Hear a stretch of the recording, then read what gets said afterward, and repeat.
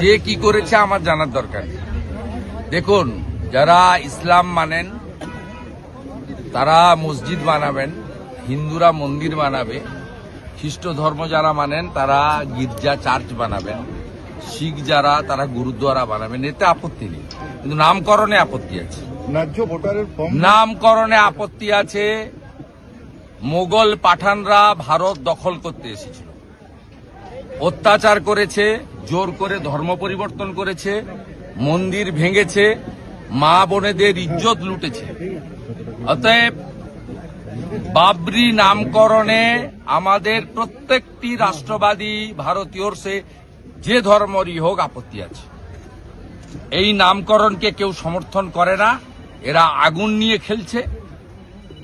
এবং আমি আপনাকে আগাম পূর্বাভাস দিচ্ছি, পশ্চিমবাংলায় হিন্দুদেরকে বোকা বানানোর জন্য লোক দেখানো সাসপেন্ড হয়েছে। আগামীকাল এই বিতর্কিত নামে বিতর্কিত একটি ডেটে ঠিক করে শিলান্যাস মমতা ব্যানার্জির পুলিশ করতে দেবে। আমি আপনাকে ভিতরের খবর বলে গেলাম, মমতা ব্যানার্জির মুখ আর মুখোশ দুটো আলাদা। আপনি মিলিয়ে নেবেন কালকে এতটার সময়। এবং আমরা যারা রাম ভক্ত, আমাদের আগামীকাল 6 ডিসেম্বর শৌর্য দিবস। আমরা শৌর্য দিবস পালন করব প্রত্যেকটি হিন্দু, এবং আগামীকালকে কলকাতাতে শৌর্য দিবস পালনে অংশগ্রহণ করব। সংসদে আজকে যারা তৃণমূলের সংসদ তারা কিন্তু আন্দোলন করছে, তারা আজকে প্রতিবাদ জানাচ্ছেন বাংলাকে বঞ্চনার প্রতিবাদে। কি বঞ্চনা? বাংলাকে বঞ্চনার কোন হিসাব নেবেন আপনি? দেখাতে পারবেন? 2 মিনিট টাইম লাগবে আমার। 2004 থেকে 14 ডক্টর মনমোহন সিং এর ইউপিএ 1 এবং 2 যে মন্ত্রিসভায় মমতা ব্যানার্জি 3 বছর ছিল, দিয়েছে মোট 2 লক্ষ কোটি টাকা। 2014 থেকে 2024-এর 31 মার্চ পর্যন্ত নরেন্দ্র মোদীজির সরকার পশ্চিমবঙ্গ সরকারকে দিয়েছে 8 লক্ষ কোটি টাকা। আমি শুধু দুটো স্কিম আপনাকে বলে যাচ্ছি, সময় নেই অতক্ষণ ধরে বলবো না। এক হচ্ছে ইন্দিরা আবাস যোজনা, 2004 থেকে 14 কংগ্রেস ইউপিএ 1 and 2 4,664 কোটি টাকা। প্রধানমন্ত্রী আবাস যোজনা 2014 থেকে 2023 পর্যন্ত নরেন্দ্র মোদীজির সরকার পশ্চিমবঙ্গ সরকারকে দিয়েছে 30,000 কোটি টাকা। মানরেগা এত চুরি করেছে, ধরা পড়েছে চোর। 2004 থেকে 14 14,454 কোটি টাকা। 2014 থেকে 2022 পরে চুরি ধরার পরে তদন্ত চলছে।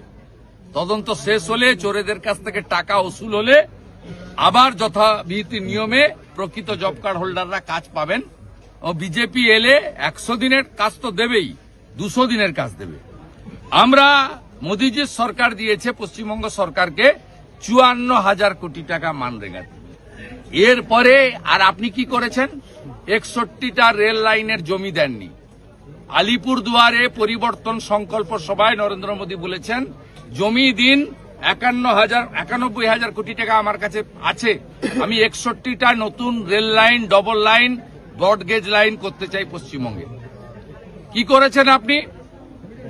মালদা, বালুরঘাট, পুরুলিয়া, কুচবিহার এয়ারপোর্ট কমপ্লিট করার জন্য প্রয়োজনীয় জমি, এখানে ঝররা এই জমি কমপ্লিট করেননি। আপনি কি করেছেন? পশ্চিম মেদিনীপুরের কলাইকুণ্ডায় 37 একর জমি দরকার এয়ারপোর্ট চালুর জন্য, আর্মি এনওসি দিয়েছে, দেননি। হাসিমারাতে 25 একর জমি দরকার, দেননি। আপনি সিপোর্ট বানানোর জন্য ডিপ সিপোর্ট কুলপিতে জমি চেয়েছিল সাগরে, আপনি জমি দেননি। আপনি ভারত সরকারের আয়ুষ্মান ভারত চালু করেননি, পাশে ঝাড়খণ্ড চলছে, ওটা বিজেপি সরকার, এনডিএ সরকার নয়।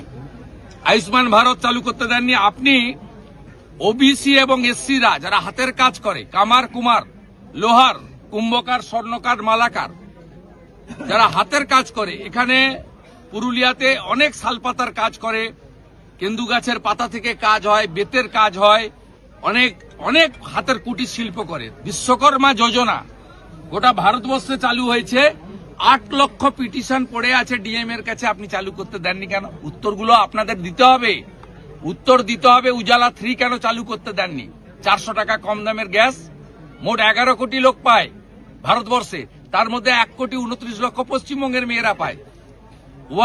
উজালা 1-2 দিয়েছিলেন, উজালা 3 যখন নরেন্দ্র মোদীজি আরো 25 লাখ মেয়েকে দিতে চায়, তখন গ্রাহক বিতরণ কেন্দ্রে পিটিশন পড়ে আছে, আপনি ডিএমদের বলে দিয়েছেন রেকমেন্ড করতে না।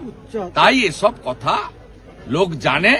এপ্রিলে নির্বাচন, 26-এর নির্বাচন, মমতার হবে বিসর্জন, কিচ্ছু করতে পারবে না। পুরুলিয়ার কোন গ্রামে যুবকরা নেই, তারা উড়িষ্যা, বিহার, ঝাড়খণ্ড চলে গেছে। রেল স্টেশনে গিয়ে ছবি দেখাবেন কি অবস্থা যুবকদের। এই পুরুলিয়া জেলার কোন গ্রামে যুবক নেই, সব চলে গেছে 8-10 হাজার টাকার জন্য বাইরের রাজ্যে, সব রাজ্যে। প্রাথমিক একটা রায় দিয়েছে, সেখানে উচ্চ আদালতে প্রাথমিক রায় পরে হবে। পুরুলিয়াতে জল নেই কেন? পুরুলিয়াতে গ্রামে গ্রামে জল নেই কেন? পাহাড় বেচে দিয়েছেন। আগে তো বালিয়ার কয়লা তো গেছেই, পাহাড়গুলোও বেচে দিয়েছেন।